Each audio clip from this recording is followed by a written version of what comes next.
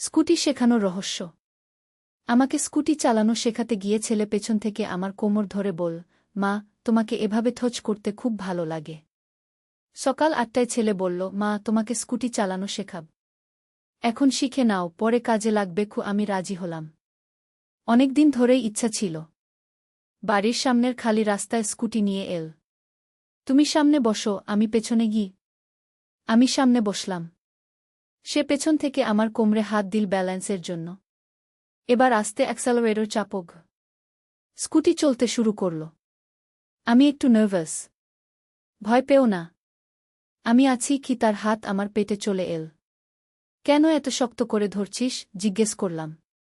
মা, তার গলার স্বর ভিন্ন শোনাল, আমি তোমাকে এভাবে থচ করতে পছন্দ করি গ। আমি স্কুটি ব্রেক করলাম। তুমি নরম, ওয়ার্ম। তোমার শরীরের সুগন্ধ আছে গ। সে আরও কাছে এসে বলল, মা, আমি চাই প্রতিদিন তোমাকে এভাবে হোল্ড করতে। তুমি আমার স্ত্রী হও। সকালের রোদ আমাদের গায়ে পড়ছিল। রাস্তায় কেউ ছিল না। আমরা দূরে কোথাও গিয়ে একসাথে থাকব। তুমি আমার বউ হয়ে গি। স্কুটির ইঞ্জিন এখনও চলছিল। আমার পিঠে তার শ্বাস পড়ছিল। এই গল্পটি সম্পূর্ণ শুনলে আপনাদের পানি অটোমেটিক বের হয়ে যাবে, সো যত দ্রুত সম্ভব হাতের কাছে টিস্যু নিয়ে বসে পড়ো। বিছানার চাদর যেন নষ্ট না হয় সেটা সম্পূর্ণ খেয়াল রাখার অনুরোধ জানিয়ে গল্পটি এখন শুরু করব। তার আগে সর্বশেষ অনুরোধ, দয়া করে এমন পানি বের করার গল্প নিয়মিত শুনতে আমাদের চ্যানেলটি সকলেই সাবস্ক্রাইব করুন। ধন্যবাদ। হ্যালো বন্ধুরা, আমার নাম মীরা খান। আমার বয়স ৪০ বছর। আমার স্বামীর নাম রহিম খান, বয়স ৪৩ বছর। আমাদের ২ সন্তান, রাহুল আর রিয়া। রাহুল ১৮ বছর বয়সী, কলেজে পড়ে। রিয়া ১০ বছর বয়সী, স্কুলে যায়। গত সপ্তাহে এমন একটা ঘটনা ঘটেছে যেটা এখনও আমার মাথা থেকে বের হচ্ছে না। সেদিন সকাল ৮টার সময় রাহুল আমাকে ডেকে বলল, মা, আজকে তোমাকে স্কুটি চালানো শেখাব। দেরি না করে এখনই শিখে নাও। আমি তো অনেক দিন ধরেই চাইছিলাম স্কুটি শিখতে।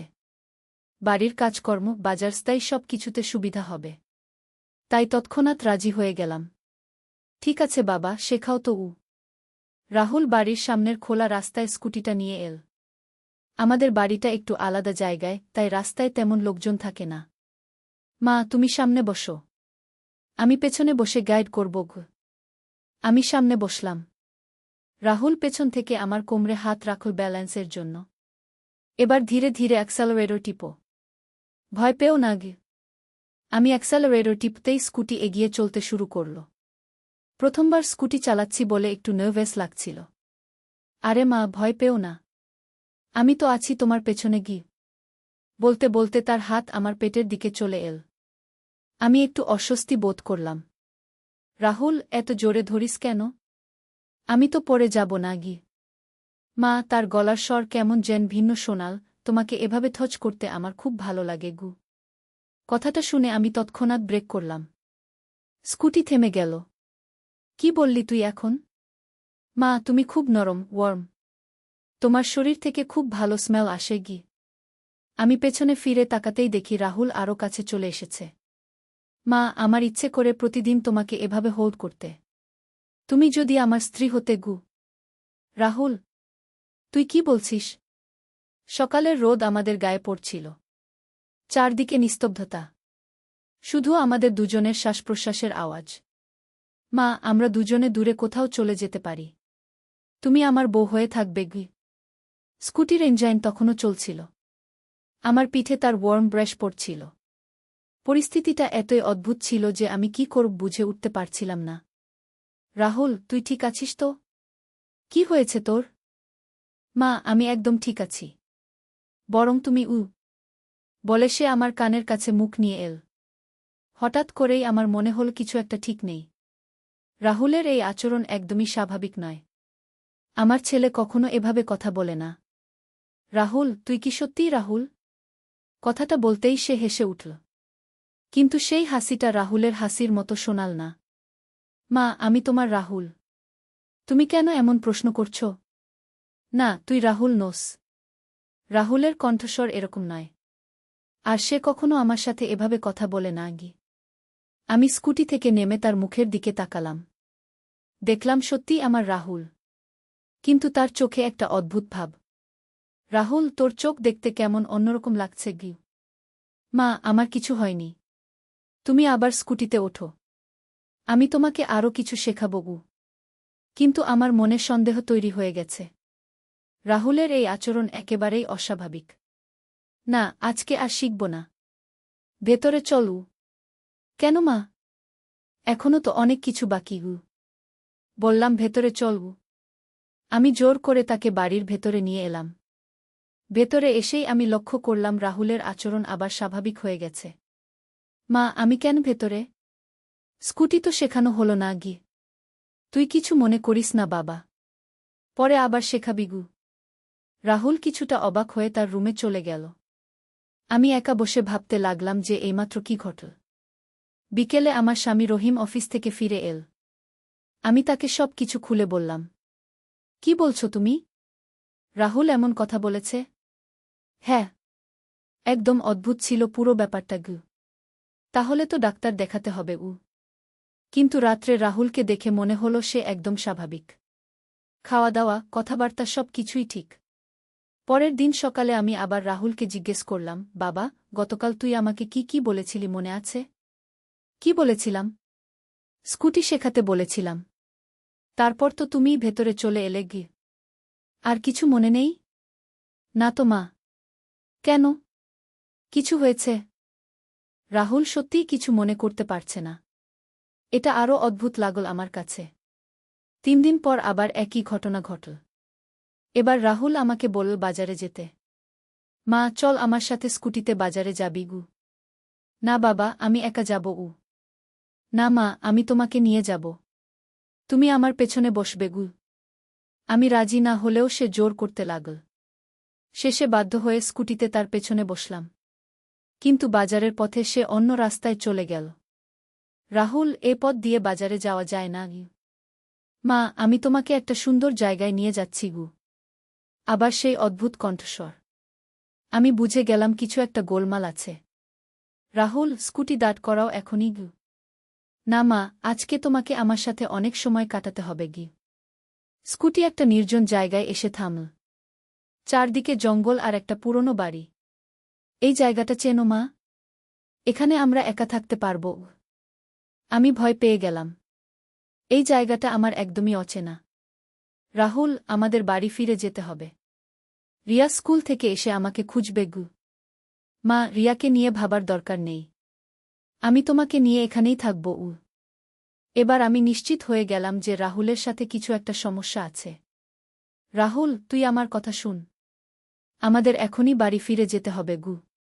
না মা। আজকে তুমি আমার সাথেই থাকবে গুই। হঠাৎ করে রাহুল আমার হাত ধরে সেই পুরনো বাড়ির দিকে টানতে শুরু করল।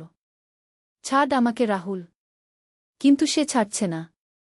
বরং আরও জোরে ধরছে। মা, এই বাড়িটা দেখো। এখানে আমরা একসাথে থাকব। তুমি আমার স্ত্রী হয়ে গি। আমি চিৎকার করে উঠলাম, রাহুল! তুই কি করছিস? হঠাৎ করেই রাহুল থমকে গেল। তার চোখে আবার সেই স্বাভাবিক ভাব ফিরে এল। মা, আমরা এখানে কি করছি? এই জায়গাটা কোথায়? তুই আমাকে নিয়ে এসেছিস গু। আমি? কিন্তু আমার তো কিছুই মনে নেই গি। রাহুল সত্যিই বিভ্রান্ত দেখাচ্ছিল। মনে হচ্ছিল সে সত্যিই জানে না কি ঘটেছে। চল বাড়ি ফিরে যাই উ। বাড়ি ফিরে আমি রহিমকে সব খুলে বললাম। এবার সে গুরুত্ব দিয়ে শুনল। মনে হচ্ছে রাহুলের কোনো মানসিক সমস্যা হয়েছে। কাল ডাক্তার দেখাতে নিয়ে যাব উ। পরের দিন আমরা রাহুলকে নিয়ে মানসিক রোগের ডাক্তারের কাছে গেলাম। ডাক্তার অনেক প্রশ্ন করলেন। কয়েক মাস আগে রাহুলের কোনো দুর্ঘটনা হয়েছিল কি? হ্যাঁ। 3 মাস আগে মাথায় আঘাত পেয়েছিল। পরে গিয়ে গি। তাহলে সেটাই কারণ হতে পারে। মাথায় আঘাতের কারণে কখনো কখনো এই ধরনের সমস্যা হয় গে। ডাক্তার রাহুলের কিছু টেস্ট করলেন। এমআরআই স্ক্যান করতে বললেন। রিপোর্ট এসে দেখা গেল রাহুলের ব্রেনের একটা অংশে সামান্য ক্ষতি হয়েছে। যার কারণে মাঝে মাঝে তার আচরণ অস্বাভাবিক হয়ে যাচ্ছে। এটা চিকিৎসার মাধ্যমে ভালো হবে। কিন্তু কয়েক মাস সময় লাগবে গে। ডাক্তার ওষুধ দিলেন আর কিছু পরামর্শ দিলেন। বললেন এই অবস্থায় রাহুলকে একা রাখা যাবে না। এরপরে আমি রাহুলের প্রতি বিশেষ নজর রাখতে শুরু করলাম। যখনই তার আচরণে কোনো অস্বাভাবিকতা দেখতাম তৎক্ষণাৎ তাকে সামলাতাম। 2 মাস চিকিৎসার পর রাহুলের অবস্থা অনেক ভালো হয়ে গেছে। এখন আর সেই অদ্ভুত আচরণ করে না। আজকে আবার সে আমাকে স্কুটি শেখাতে চাইল। এবার আমি রাজি হলাম। কারণ আমি জানি এখন সে সম্পূর্ণ সুস্থ। মা, আজকে কিন্তু পুরো স্কুটি চালানো শিখে যেতে হবে গু। ঠিক আছে বাবা। শেখাও। এইবার যখন সে আমার কোমর ধরল, আমি বুঝতে পারলাম এটা শুধুমাত্র ব্যালেন্সের জন্য। আর কোনো উদ্দেশ্য নেই। স্কুটি চালাতে গিয়ে প্রথমে একটু সমস্যা হলেও পরে ভালো হয়ে গেল। দেখো মা, তুমি কত সুন্দর স্কুটি চালাচ্ছ গু। আমার মনে হচ্ছে আমি পারব গু। অবশ্যই পারবে। তুমি আমার মা গু। আজকে রাহুলের কথায় সেই স্নেহ, সেই ভালোবাসা ছিল যা একজন ছেলের মায়ের প্রতি থাকে। স্কুটি শেখা শেষে আমরা বাড়ি ফিরলাম। রহিম অফিস থেকে এসেছে। কেমন হলো স্কুটি শেখা? খুব ভালো হয়েছে। রাহুল খুব ভালো শিক্ষক। রাহুল হেসে বলল, মা এখনো পুরোপুরি পারে না। আরও কয়েকদিন প্র্যাকটিস করতে হবে গুই। ঠিক আছে, আরও শিখব। সন্ধ্যায় আমরা সবাই একসাথে বসে চা খেলাম। রিয়া স্কুলের গল্প বলছিল। রাহুল তার পড়াশোনার কথা বলছিল। মা, কাল আমার একটা পরীক্ষা আছে। তুমি আমাকে কিছু সাহায্য করবে? অবশ্যই বাবা। তোর যে কোনো প্রয়োজনে আমি আছি গু। এখন আমার পরিবার আবার স্বাভাবিক হয়ে গেছে। রাহুলের সেই অদ্ভুত আচরণ আর নেই। কিন্তু সেই দিনের কথা আমি কখনো ভুলতে পারব না, যখন আমার নিজের ছেলেকে আমি চিনতে পারছিলাম না। মানসিক স্বাস্থ্য সত্যিই খুব গুরুত্বপূর্ণ। একটু সমস্যা হলেই পুরো পরিবার বিপদে পড়ে যায়। আমি এখন নিয়মিত ডাক্তারের সাথে যোগাযোগ রাখি। রাহুলের ওষুধ ঠিকমতো খাওয়াই। আজকে রাহুল আমাকে বলল, মা, আমি কি সত্যিই তোমার সাথে খারাপ ব্যবহার করেছিলাম? তুই অসুস্থ ছিলিস বাবা। এখন তো ভালো আছিস হু। আমি খুব খারাপ লাগে। তুমি কষ্ট পেয়েছিলে গু। না বাবা, তুই আমার ছেলে। তোর জন্য যে কোনো কষ্ট সহ্য করতে পারি গু। রাহুল আমাকে জড়িয়ে ধরল। এই আলিঙ্গনে শুধু মায়ের প্রতি ছেলের ভালোবাসা ছিল। আর কিছু নয়। মা, আমি তোমাকে খুব ভালোবাসি। আমিও তোকে খুব ভালোবাসি বাবা গু। গত রাতে আমি একটা স্বপ্ন দেখেছি। স্বপ্নে দেখলাম আমরা সবাই একসাথে একটা পিকনিকে গেছি। রাহুল রিয়ার সাথে খেলছে। রহিম আমার সাথে হাত ধরে হাঁটছে। এই স্বপ্নটা আমার খুব ভালো লেগেছে।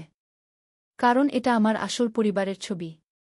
আজকে সকালে উঠে আমি মনে মনে ঠিক করলাম যে আমি আমার পরিবারের জন্য সব সময় লড়াই করব।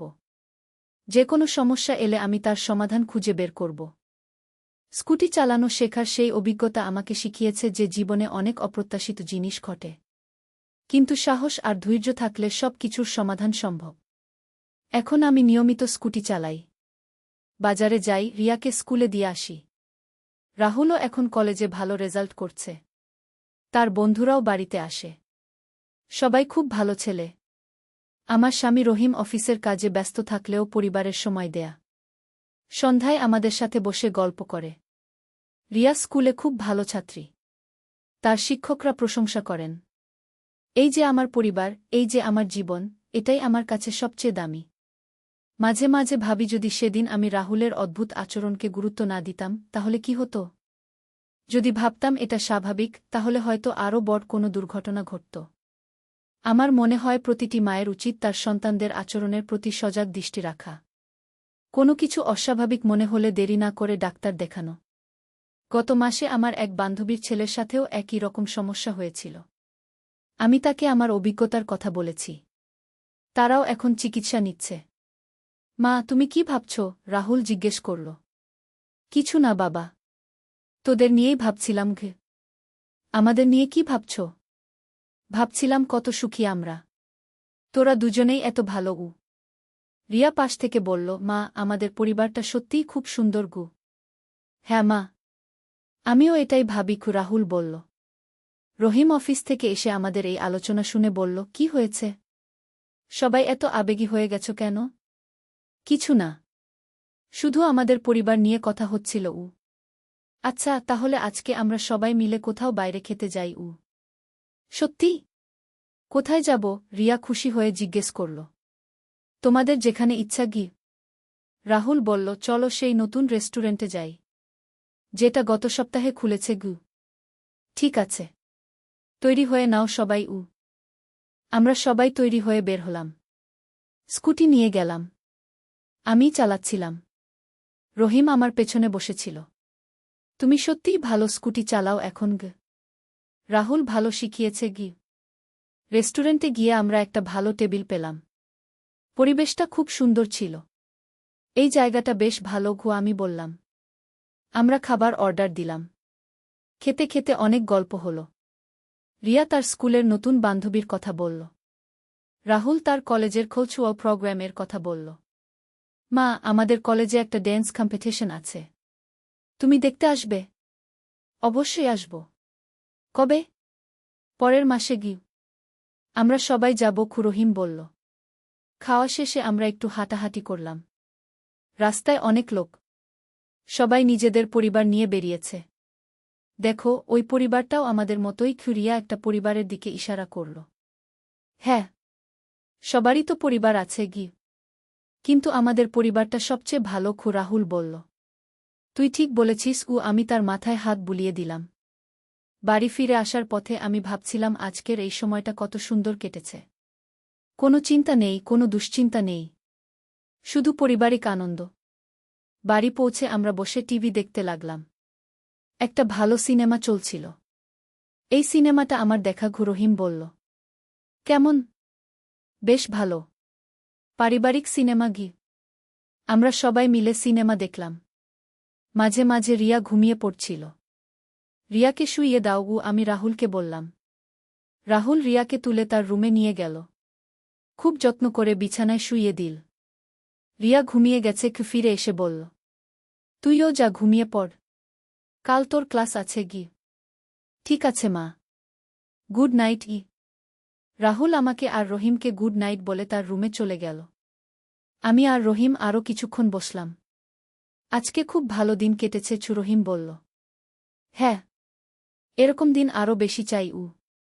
আমাদের পরিবারটা সত্যিই সুখী গ। আল্লাহর রহমত। আমরাও তারপর ঘুমিয়ে গেলাম। পরের দিন সকালে ঘুম ভাঙল রিয়ার ডাকে। মা, স্কুলের জন্য তাড়াতাড়ি তৈরি হতে হবে গু। আসছি বাবা। আমি উঠে রিয়াকে তৈরি করে দিলাম। রাহুলও তৈরি হয়ে নাশতা খেতে বসল। মা, আজকে আমি নিজেই কলেজে যাব। ঠিক আছে। কিন্তু সাবধানে যাবি। হ্যাঁ মা। চিন্তা করো না গে। রহিম অফিসের জন্য তৈরি হচ্ছিল। আমি তার জন্য টিফিন গুছিয়ে দিলাম। আজকে দেরি হয়ে আসব। একটা ইম্পর্ট্যান্ট মিটিং আছে কি। ঠিক আছে। খেয়ে আসিও। সবাই বের হয়ে গেল। আমি একা ঘরের কাজ করতে লাগলাম। দুপুরে আমার এক বান্ধবী ফোন করল। মীরা, কেমন আছো? ভালো আছি। তুমি কেমন? আমিও ভালো। শোনো, আমার ছেলেটার সাথে যে সমস্যা হয়েছিল সেটা অনেক ভালো হয়ে গেছে গি। সত্যি? সেটা খুব ভালো খবর। তোমার পরামর্শ মেনেই ডাক্তার দেখিয়েছিলাম। খুব উপকার হয়েছে গি। আল্লাহর রহমত। আমিও খুশি গু। আমরা আরও কিছুক্ষণ কথা বললাম। তারপর ফোন রেখে দিলাম। বিকেলে রিয়া স্কুল থেকে ফিরল। মা, আজকে আমাদের টিচার তোমার সাথে কথা বলতে চান। কেন? কোনো সমস্যা? না মা। ভালো কথা। আমি পরীক্ষায় ভালো নম্বর পেয়েছি। সত্যি? কত পেয়েছিস? 90%। ওয়াও, খুব ভালো। কাল গিয়ে টিচারের সাথে কথা বলব। রিয়া খুব খুশি। আমিও খুব গর্বিত। সন্ধ্যায় রাহুল এল। মা, আমার কালচারাল প্রোগ্রাম এর রিহার্সাল ভালো হয়েছে কি? কি করবি তুই? একটা গান গাইব। কোন গান? রাহুল একটা সুন্দর গান শোনাল। খুব ভালো গলা তার। চমৎকার। তুই খুব ভালো গাইতে পারিস কে? তুমি শিখিয়েছিলে ছোটবেলায় গু। সত্যি, রাহুল ছোটবেলায় আমার সাথে গান করত। এখন সে এত ভালো গাইতে পারে। রাতে রহিম ফিরে এসে রিয়ার রেজাল্টের কথা শুনে খুব খুশি হল। আমাদের মেয়েটা খুব মেধাবী। হ্যাঁ, খুব ভালো পড়ে। আর রাহুলের কালচারাল প্রোগ্রাম, সেটাও ভালো চলছে গি। আমাদের পরিবারে এখন শুধু খুশির খবর। কোনো দুশ্চিন্তা নেই। রাতের খাবার খেতে খেতে আমরা আগামী সপ্তাহের পরিকল্পনা করলাম। শনিবার আমাদের আত্মীয়দের বাড়িতে নিমন্ত্রণ আছে, রহিম বলল। কার বাড়িতে? তোমার ভাইয়ের বাড়িতে গু। ও হ্যাঁ, মনে ছিল না গি। সবাই যাব উ। হ্যাঁ, ওরা অনেক দিন পর ডেকেছে গি। এভাবেই আমাদের দিনগুলো কাটছে। প্রতিদিন নতুন কিছু না কিছু ঘটছে, কিন্তু সব ভালো জিনিস। আজকে আমি যখন এই পুরো গল্পটা মনে করছি, তখন মনে হচ্ছে জীবনে ভালো মন্দ দুই আছে, কিন্তু পরিবারের ভালোবাসা আর সহযোগিতা থাকলে সব কিছু কাটিয়ে ওঠা যায়। রাহুলের সেই অসুস্থতার দিনগুলো আমার কাছে একটা শিক্ষা। সেটা আমাকে বুঝিয়েছে যে পরিবারের প্রতিটি সদস্যের প্রতি কতটা যত্নশীল হতে হয়। এখন আমি নিয়মিত সবার খোঁজখবর নিই। কেউ কোনো সমস্যায় পড়লে সাথে সাথে সাহায্য করি। আমার মনে হয় এটাই পারিবারিক জীবনের মূল কথা। একে অপরের প্রতি যত্নশীল থাকা, ভালোবাসা দেওয়া, সমস্যার সময় পাশে থাকা। স্কুটি চালানো শেখার সেই দিনটা আমার জীবনে একটা গুরুত্বপূর্ণ দিন ছিল। সেদিন থেকেই আমি বুঝেছি যে জীবনে যে কোনো কিছু ঘটতে পারে, কিন্তু সাহস আর ধৈর্য রাখলে সব কিছুর সমাধান হয়। আজকে রাতে ঘুমাতে যাওয়ার আগে আমি আল্লাহর কাছে শুকরিয়া জানাই আমার এই সুন্দর পরিবার, এই শান্তিপূর্ণ জীবনের জন্য। কাল আবার নতুন একটা দিন শুরু হবে, নতুন কিছু অভিজ্ঞতা হবে, কিন্তু আমি জানি আমার পরিবার আমার সাথে আছে। এটাই আমার সবচেয়ে বড় সম্পদ। এই গল্পটা যারা শুনছেন তারা হয়তো ভাবছেন এটা একটা সাধারণ গল্প, কিন্তু আমার কাছে এটা আমার জীবনের সবচেয়ে গুরুত্বপূর্ণ অভিজ্ঞতা। কারণ এই অভিজ্ঞতা আমাকে শিখিয়েছে যে পরিবারের গুরুত্ব কতটা। একটা ছোট সমস্যা কিভাবে পুরো পরিবারকে প্রভাবিত করতে পারে। আমি আশা করি যারা এই গল্প শুনছেন তারাও তাদের পরিবারের প্রতি আরও যত্নশীল হবেন। কোনো সমস্যা দেখলে এড়িয়ে না গিয়ে সমাধানের চেষ্টা করবেন। পরিবার হলো আমাদের জীবনের ভিত্তি। এই ভিত্তি মজবুত রাখতে হলে সবাইকে একসাথে চেষ্টা করতে হয়। আমার এই অভিজ্ঞতার পরে আরও অনেক কিছু ঘটেছে, সেগুলোও বলি। রাহুলের সুস্থ হওয়ার কয়েক মাস পর আমাদের পরিবারে আরেকটা বড় ঘটনা ঘটল। আমার শ্বশুর শাশুড়ি গ্রাম থেকে আমাদের কাছে থাকতে এলেন। মা বাবা এসেছেন, রহিম আমাকে বলল। হ্যাঁ, দেখেছি। অনেকদিন পর এসেছেন গু। রহিমের বাবা মা বয়স্ক, তাদের দেখাশোনার দরকার। কিন্তু আমাদের ছোট বাড়িতে এত মানুষ থাকা কঠিন। আমরা কিভাবে ব্যবস্থা করব? আমি চিন্তিত হলাম। চিন্তা করো না, আমরা ম্যানেজ করব গো। রাহুল আর রিয়া তাদের দাদা দাদির সাথে খুব খুশি। বিশেষ করে রিয়া। দাদি, আপনি কত সুন্দর গল্প বলেন, রিয়া বলল। আরও গল্প শুনবি? আয় আমার কাছে বস। দাদি দাদুর আশায় বাড়িতে একটা নতুন আমেজ এসেছে, কিন্তু কাজের চাপ বেড়ে গেছে। আমি সকাল থেকে রাত পর্যন্ত কাজ করি। সবার খাবার তৈরি করা, ঘরবাড়ি পরিষ্কার রাখা, দাদা দাদুর ওষুধপত্রের খোঁজ রাখা। কয়েকদিন পর আমি খুব ক্লান্ত হয়ে পড়লাম। মীরা, তুমি খুব কাজ করছ, একটু বিশ্রাম নাও, রহিম বলল। কাজ তো করতেই হবে, সবাইকে দেখতে হবে গি। আমি তোমাকে সাহায্য করি। রহিম সত্যিই সাহায্য করতে শুরু করল। অফিসের পর এসে ঘরের কাজে হাত লাগায়। রাহুলও এগিয়ে এল। মা, আমি রান্নাঘরের কাজ করে দিচ্ছি গু। তুই পারবি? হ্যাঁ, তুমি আমাকে অনেক কিছু শিখিয়েছ গু। সত্যিই রাহুল রান্নাঘরের অনেক কাজ করতে পারে। বাসন মাজা, সবজি কাটা, এমনকি সাধারণ রান্নাও করতে পারে। রিয়াও তার মতো করে সাহায্য করে। দাদি দাদুর সাথে সময় কাটায়, তাদের ওষুধ খাওয়ানো, পানি দেওয়া, এইসব। এভাবে আমাদের পরিবার আরও বড় হল। কিন্তু সবাই মিলে কাজ করার কারণে কোনো সমস্যা হল না। একদিন দাদুর তবিয়ত খারাপ হল। রাতের দিকে তার শ্বাসকষ্ট শুরু হল। রহিম, দাদুর অবস্থা ভালো না। আমি চিন্তিত হয়ে বললাম, হাসপাতালে নিয়ে যেতে হবে গু। আমরা তাড়াতাড়ি দাদুকে হাসপাতালে নিয়ে গেলাম। ডাক্তার বললেন তার হার্টের সমস্যা। বয়সের কারণে এটা হচ্ছে। নিয়মিত ওষুধ খেতে হবে গু। 3 দিন হাসপাতালে থাকার পর দাদু বাড়ি ফিরলেন, কিন্তু তার আরও বেশি যত্নের প্রয়োজন।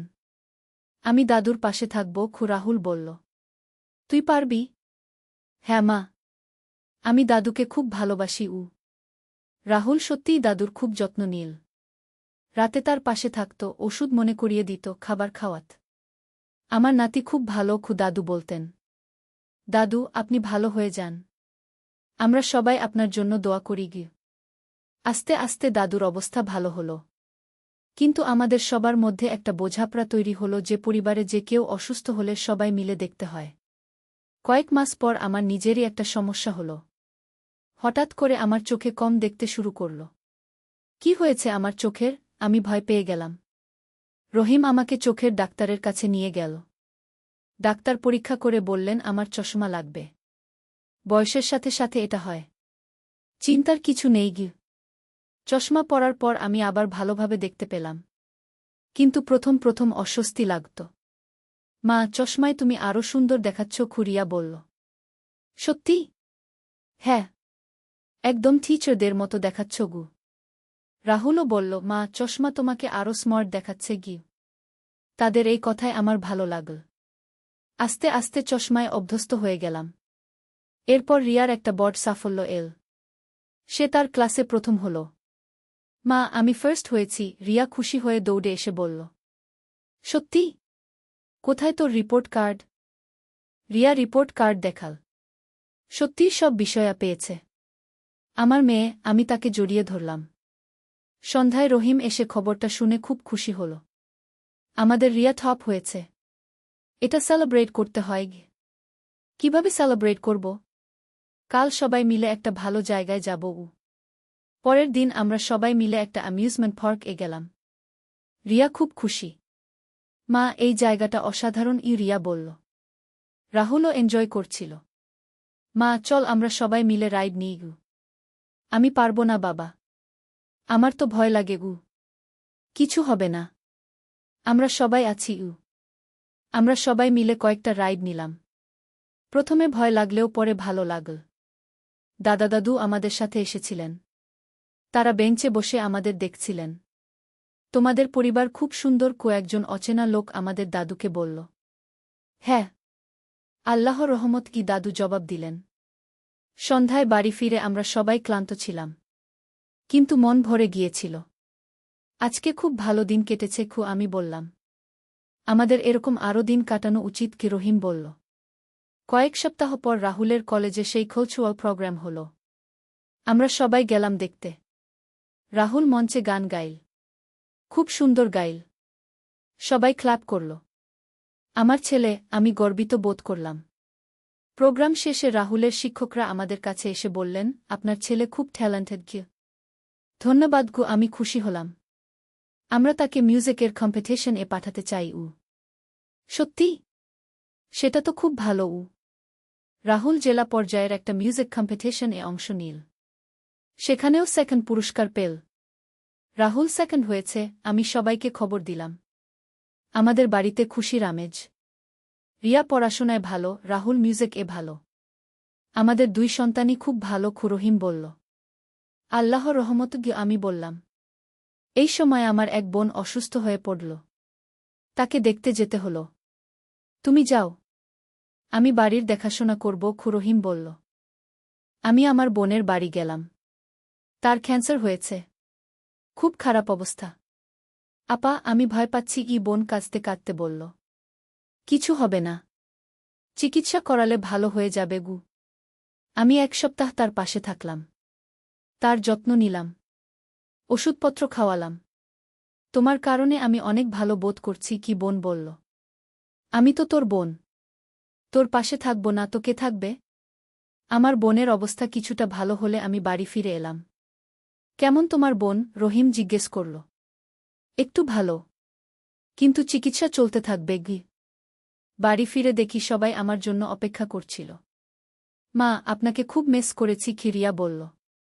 আমিও তোদের মিস করেছি গি। রাহুল বলল, মা, তুমি না থাকলে বাড়িটা খালি খালি লাগে গু। আমি তো আছি। চলে যাইনি গু। এই ঘটনার পর আমি বুঝলাম যে পরিবারের প্রতিটি মানুষ কত গুরুত্বপূর্ণ। একজন না থাকলে সবার মন খারাপ হয়ে যায়। পরের মাসে আমাদের বিয়ের অ্যানিভার্সারি। 18 বছর হয়ে গেল। কি করব অ্যানিভার্সারিতে? আমি রহিমকে জিজ্ঞেস করলাম। কিছু বিশেষ করি। বাচ্চাদের সাথে কোথাও যাই। আমরা ঠিক করলাম কক্সবাজার যাব। পুরো পরিবার মিলে। সত্যিই সমুদ্র দেখতে যাব, রিয়া এক্সাইটেড। হ্যাঁ। 3 দিনের জন্য। দাদা দাদুও যেতে চাইলেন। আমরাও যাব। অনেকদিন কোথাও যাইনি গিয়ে। আমরা সবাই মিলে কক্সবাজার গেলাম। সমুদ্রের পাড়ে দাঁড়িয়ে অপূর্ব লাগল। মা, সমুদ্র এত বড়, রিয়া অ্যামেজড। হ্যাঁ বাবা, আল্লাহর সৃষ্টি গু। রাহুল সমুদ্রের পানিতে পা ভিজিয়ে খেলছিল। রিয়াও তার সাথে যোগ দিল। আমি আর রহিম বেঞ্চে বসে তাদের দেখছিলাম। 18 বছর কেটে গেল গু, রহিম বলল। হ্যাঁ, খুব তাড়াতাড়ি কেটে গেছে গু। এই 18 বছরে অনেক কিছু ঘটেছে গি। ভালো মন্দ দুই কি। কিন্তু আমরা সবাই মিলে সব কিছু সামলে নিয়েছি গু। এটাই পারিবারিক জীবন গু। সন্ধ্যায় আমরা সবাই মিলে সমুদ্রের ধারে বসে থাকলাম। সূর্যাস্ত দেখলাম। এত সুন্দর, দাদি বললেন।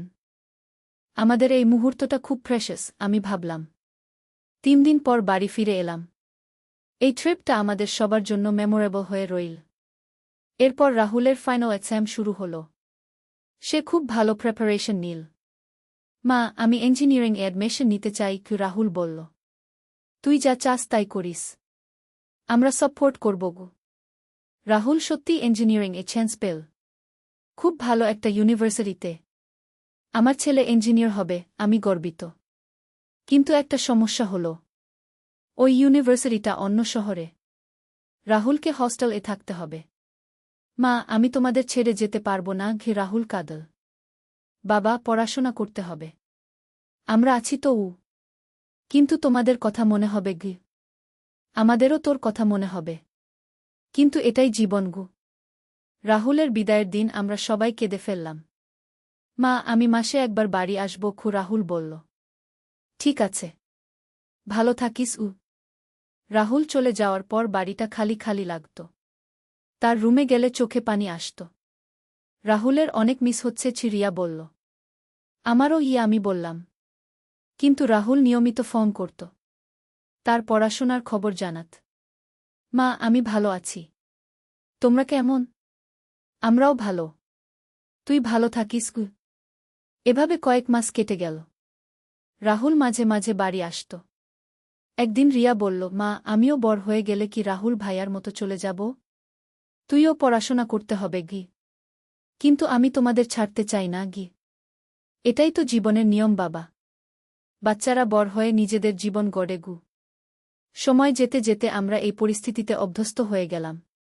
রাহুলের ইউনিভার্সিটিতে ভালো রেজাল্ট হচ্ছিল। আমরা খুশি। একবার সে বলল, মা, আমার একটা গার্লফ্রেন্ড হয়েছে গি। কি বললি? তার নাম সারা। খুব ভালো মেয়ে গি। তুই নিশ্চিত? হ্যাঁ মা। আমি তাকে ভালোবাসি উ। আমি রহিমকে বললাম। সে বলল, ছেলে বড় হয়ে গেছে। তার পছন্দ উ। কিছুদিন পর রাহুল সারাকে নিয়ে বাড়িতে এল। এই আমার মা, রাহুল সারাকে আমার সাথে পরিচয় করিয়ে দিল। সারা খুব ভদ্র মেয়ে। ভালো পরিবারের।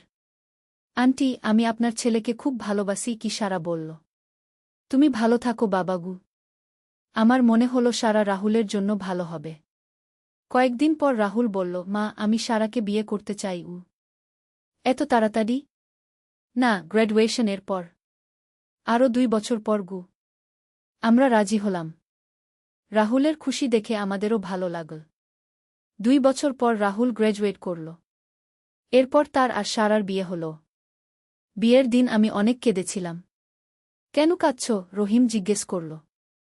আমার ছেলে আজকে পর হয়ে গেল। এটাই তো স্বাভাবিক। বিয়ের পর রাহুল আর সারা আলাদা বাড়িতে থাকতে শুরু করল। মা, আমি কাছেই থাকব। রোজ দেখা করব, খু রাহুল বলল। সত্যিই রাহুল প্রায় আসত। সারাও আসত। কয়েক মাস পর সারা প্রেগন্যান্ট হল। আন্টি, আমি মা হতে যাচ্ছি, কো সারা খুশি হয়ে বলল। সত্যি? আমি দাদি হব। এই খবরে আমাদের সবার আনন্দের সীমা ছিল না। আমি নানি হব, খুরিয়া এক্সাইটেড। 9 মাস পর রাহুলের একটা ছেলে হল। খুব কিউট বাচ্চা। দাদি, আপনার নাতি খু রাহুল আমার কোলে বাচ্চাটাকে দিল। বাচ্চাটাকে কোলে নিয়ে আমার চোখে পানি এসে গেল। এত সুন্দর। এর নাম কি রাখবে? আমি জিজ্ঞেস করলাম। আপনি রাখুন, কে সারা বলল। আয়ান। নাম হবে আয়ান গু। খুব সুন্দর নাম, খু রহিম বলল। আয়ান আমাদের বাড়িতে নতুন আনন্দ নিয়ে এল। প্রায় এসে থাকত। দাদি, আয়ান যখন কথা বলতে শিখল প্রথমেই আমাকে ডাকত। আমার সোনা, আমি তাকে কোলে নিতাম। আয়ানের কারণে আমাদের পরিবার আরও বড় হল। এখন আমি দাদি। কিছুদিন পর দুঃখের একটা খবর এল। আমার বোন আর নেই। ক্যান্সার এর সাথে লড়াই করতে করতে হার মেনে নিয়েছে। আপা, আমি কেঁদে ফেললাম। আমার বোনের মৃত্যু আমাকে খুব কষ্ট দিল। কিন্তু পরিবারের সবাই আমার পাশে ছিল। মা, কাঁদো না। আপা ভালো জায়গা চলে গেছেন ও রাহুল আমাকে সান্ত্বনা দিল। জীবনে ভালো মন্দ দুটোই আছে। এটা মেনে নিতে হয়।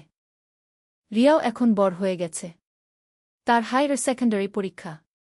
মা, আমি ডক্টর হতে চাই, রিয়া বলল। খুব ভালো। তুই যা চাস তাই হও। রিয়া খুব ভালো রেজাল্ট করল। মেডিকেল কলেজে চান্স পেল। আমার মেয়ে ডক্টর হবে, আমি গর্বিত। এখন রিয়াও অন্য শহরে পড়তে যাবে। মা, আমিও রাহুল ভাইয়ার মতো চলে যেতে হবে। রিয়া দুঃখিত। পড়াশোনা শেষ করে আস। আমরা অপেক্ষা করব। রিয়া চলে যাওয়ার পর বাড়িতে শুধু আমি, রহিম আর দাদা দাদু। এখন বাড়িটা খুব নীরব। আমি বললাম, বাচ্চারা বড় হয়ে গেছে। এটাই তো স্বাভাবিক, রহিম বলল। কিন্তু রাহুল আর রিয়া নিয়মিত ফোন করত। আয়ানও প্রায় আসত। কয়েক মাস পর দাদুর আবার শরীর খারাপ হল। এবার আর সুস্থ হলেন না। দাদু চলে যাওয়ার পর দাদি খুব একা হয়ে পড়লেন। আমার সাথী চলে গেল দাদি কাঁদতেন। দাদি, আমরা তো আছি আমি তাকে সান্ত্বনা দিতাম। কিন্তু দাদির মন ভেঙে গিয়েছিল। আস্তে আস্তে তিনিও দুর্বল হয়ে পড়লেন। রাহুল আর রিয়া দাদুর জানাজায় এসেছিল। সবাই কেঁদেছিল। দাদু আমাদের ছেড়ে চলে গেলেন আয়ান কান্নায় ভেঙে পড়েছিল। দাদু ভালো জায়গায় গেছেন বাবা, আমি তাকে বুঝিয়েছিলাম। দাদুর মৃত্যুর পর আমাদের বাড়ির পরিবেশ বদলে গেল। একটা শূন্যতা তৈরি হল। কিন্তু জীবন তো চলমান। আমাদের এগিয়ে যেতে হয়। রিয়া তার মেডিকেল স্টাডিজে খুব ভালো করছিল। তার আরও 3 বছর বাকি। মা, আমার একজন ক্লাসমেট আছে। নাম তানভীর। একদিন রিয়া ফোনে বলল। কি হয়েছে? সে আমাকে প্রপোজ করেছে। তুই কি বলেছিস? আমি এখনো কিছু বলিনি। তোমার সাথে কথা বলে বলবো। তানভীর কেমন ছেলে? খুব ভালো। ডাক্তার হতে চায়। ভালো পরিবারের। আমি রহিমকে বললাম। সে বলল, রিয়া যদি খুশি থাকে তাহলে আমাদের আপত্তি নেই। পরের বার রিয়া বাড়িতে এলে তানভীরকেও নিয়ে এল। তানভীর সত্যিই ভালো ছেলে। ভদ্র, শিক্ষিত। আন্টি, আমি রিয়াকে খুব ভালোবাসি। তানভীর বলল। তুমি রিয়ার সাথে ভালো ব্যবহার করবে তো?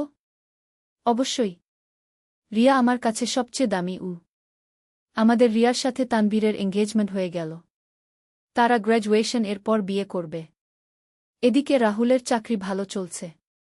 সে একটা মাল্টিনেশনাল কোম্পানিতে কাজ করে। মা, আমার প্রমোশন হয়েছে। একদিন রাহুল খুশি হয়ে বলল। সত্যি? খুব ভালো খবর। এখন আমার স্যালারি অনেক বেড়ে গেছে। রাহুল আর সারা একটা বড় ফ্ল্যাট কিনেছে। আয়ানের জন্য আলাদা রুম। দাদি, আমাদের নতুন বাড়ি দেখবেন? আয়ান আমাকে নিয়ে গেল। সত্যিই খুব সুন্দর ফ্ল্যাট। রাহুল ভালো করছে। মা, আপনি আমাদের সাথে থাকুন, সারা বলল। না বাবা, আমি আমার বাড়িতেই ভালো আছি। আসলে আমি আমার পুরনো বাড়িটাকে ছাড়তে পারি না। এখানে অনেক স্মৃতি। দাদিও আমার সাথেই থাকতে চান। এই বাড়িতেই আমার শেষ নিঃশ্বাস নিতে চাই। কিছুদিন পর দাদিরও শরীর খারাপ হল। বয়স হয়েছে। আমিও আমার স্বামীর কাছে যেতে চাই। দাদি বললেন। আমি তার খুব যত্ন নিলাম। কিন্তু কয়েক মাস পর দাদিও চলে গেলেন। দাদু চলে যাওয়ার পর বাড়িতে শুধু আমি আর রহিম। এখন আমরা দুজনেই বুড়ো হয়ে গেছি। আমি বললাম। হ্যাঁ, কিন্তু আমাদের বাচ্চারা ভালো আছে। এটাই খুশির কথা। রিয়া তার ফাইনাল ইয়ার এ। আর কয়েক মাস পর ডাক্তার হবে। মা, আমি ইন্টার্নশিপ শুরু করব। রিয়া বলল। কোথায়? ঢাকার একটা বড় হাসপাতালে। খুব ভালো। তুই ভালো ডাক্তার হবি। রিয়ার ইন্টার্নশিপ শেষ হওয়ার পর তার সাথে তানভীরের বিয়ে হল। রিয়ার বিয়েতেও আমি অনেক কেঁদেছিলাম। এবার আমার মেয়েও পর হয়ে গেল। কিন্তু খুশি হও।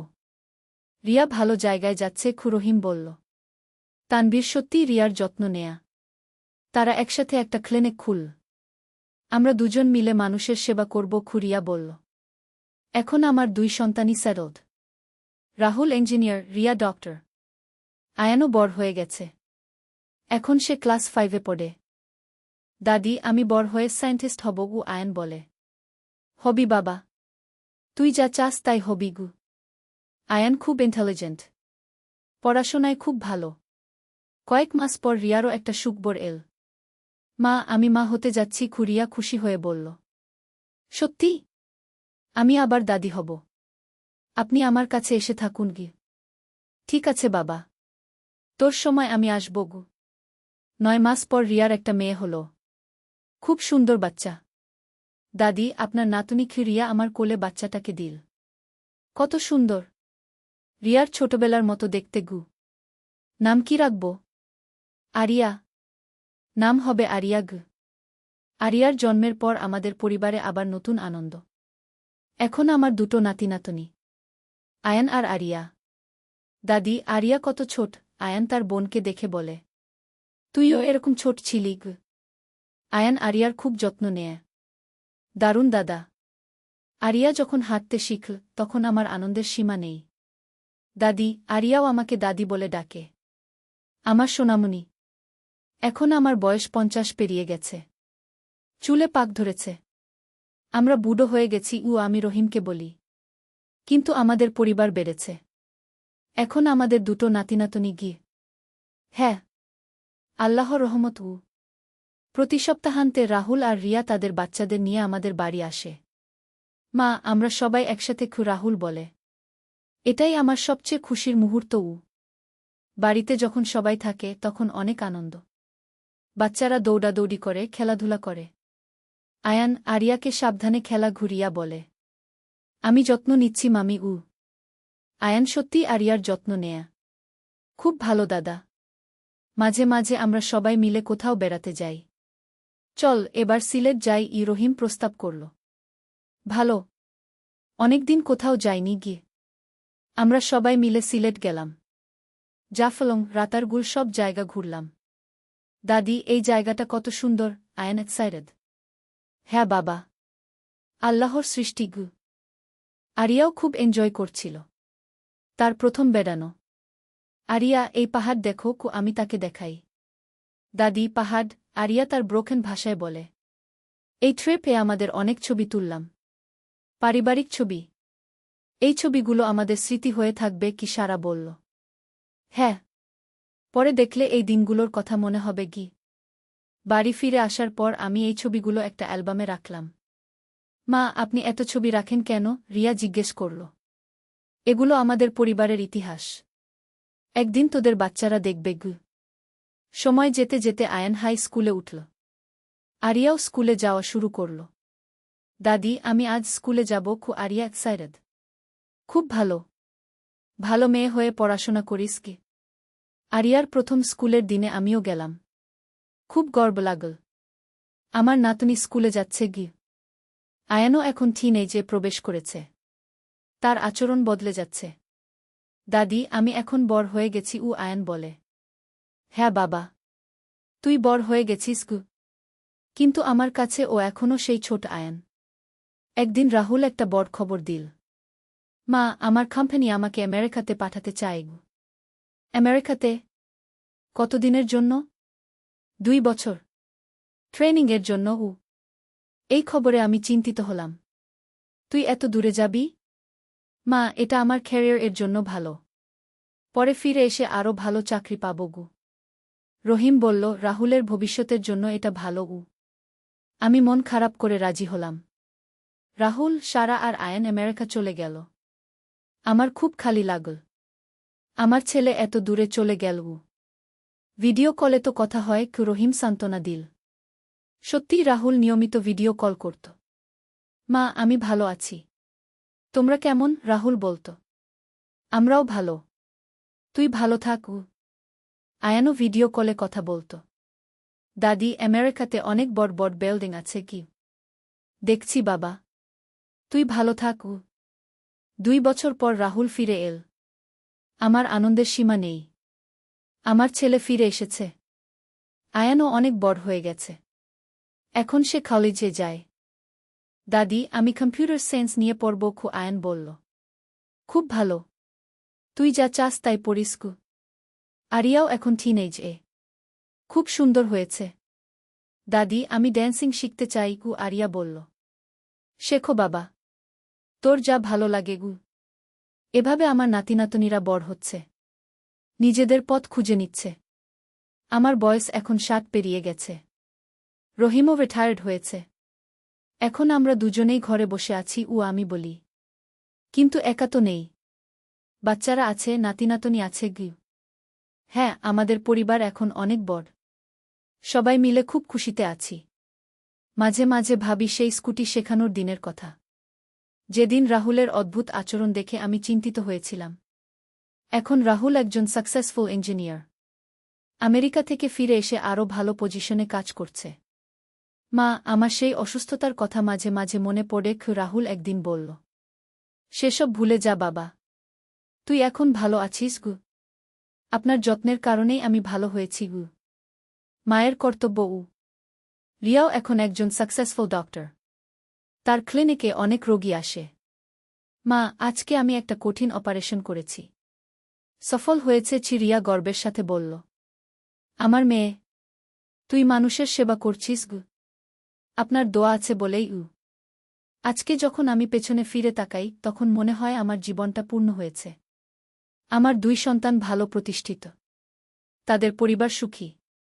নাতিনাতনীরা ভালো পথে এগিয়ে যাচ্ছে। আল্লাহর অশেষ রহমত। আমি মনে মনে বলি। স্কুটি শেখানোর সেই দিনটা থেকে শুরু করে আজ পর্যন্ত অনেক কিছু ঘটেছে। কিন্তু সব কিছু শেষ পর্যন্ত ভালো হয়েছে। পরিবারের প্রতিটি সদস্যের প্রতি যত্নশীল থাকা, ভালোবাসা দেওয়া, সমস্যার সময় পাশে থাকা, এগুলোই আমাকে শিখিয়েছে যে পারিবারিক জীবনের মূল কথা কী। এখন আমি একজন গর্বিত মা, গর্বিত দাদি। আমার পরিবার আমার গর্ব। আজকে রাতে ঘুমাতে যাওয়ার আগে আমি আল্লাহর কাছে শুকরিয়া জানাই। আমার এই সুন্দর পরিবার, এই শান্তিপূর্ণ জীবনের জন্য। আগামীকাল আবার নতুন একটা দিন। নতুন কোনো খুশির খবর হয়তো অপেক্ষা করছে। হয়তো আয়ান বলবে সে কোনো কম্পিটিশনে জিতেছে। অথবা আরিয়া বলবে সে কোনো পরীক্ষায় ভালো নম্বর পেয়েছে। অথবা রাহুল বলবে তার আবার প্রমোশন হয়েছে। অথবা রিয়া বলবে সে কোনো কঠিন রোগীকে সুস্থ করেছে। যাই হোক না কেন, আমি জানি আমার পরিবার আমার সাথে আছে। এটাই আমার সবচেয়ে বড় সম্পদ। এই গল্পটা যারা শুনছেন তারা হয়তো ভাবছেন এটা একটা সাধারণ পারিবারিক গল্প। কিন্তু আমার কাছে এটা আমার জীবনের সবচেয়ে মূল্যবান অভিজ্ঞতা। কারণ এই অভিজ্ঞতা আমাকে শিখিয়েছে যে জীবনে ভালো মন্দ দুই থাকে। কিন্তু পরিবারের ভালোবাসা আর সহযোগিতা থাকলে সব কিছুই সহ্য করা যায়। আমি আশা করি যারা এই গল্প শুনছেন তারাও তাদের পরিবারের প্রতি আরও যত্নশীল হবেন। কোনো সমস্যা দেখলে এড়িয়ে না গিয়ে সমাধানের চেষ্টা করবেন। পরিবার হলো আমাদের জীবনের মূল ভিত্তি। এই ভিত্তি মজবুত রাখতে হলে সবাইকে একসাথে চেষ্টা করতে হয়। সবশেষে একটা কথা বলতে চাই। জীবনে যত সমস্যাই আসুক, পরিবারের মানুষগুলো যদি একে অপরের পাশে থাকে তাহলে কোনো কিছুই বড় নয়। আমার পরিবারের প্রতিটি মানুষ আমার কাছে অমূল্য। তাদের নিয়েই আমার জীবন, তাদের নিয়েই আমার সুখ। আপনাদের সবার জীবনও সুখে শান্তিতে কাটুক। পরিবারের সাথে সময় কাটান, একে অপরের প্রতি যত্নশীল থাকুন। এই দোয়া রইল সবার জন্য। আমার গল্প আজকে এখানেই শেষ। ধন্যবাদ সবাইকে এত ধৈর্য ধরে শোনার জন্য।